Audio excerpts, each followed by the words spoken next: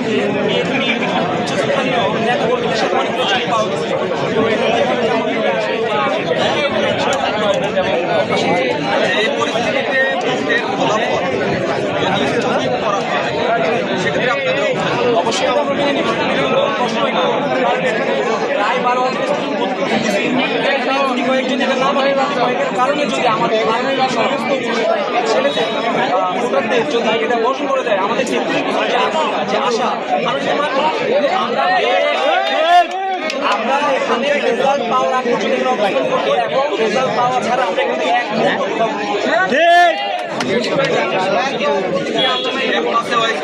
পরিবেশ হওয়ার কোনো আশঙ্কা দেখছেন কিনা?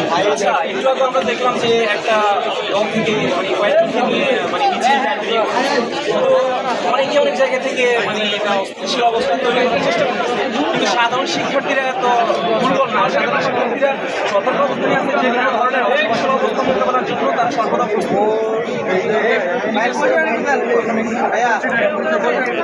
আচ্ছা, আমি হচ্ছি মোহাম্মদ আনোয়ার সুমন, আমি ডিপার্টমেন্ট অফ ম্যানেজমেন্টে পড়তেছি। আমার হল হচ্ছে 1 নম্বর হল, যেটা আগে সেখানে ছিল, আর আমার হল হচ্ছে 1 নম্বর।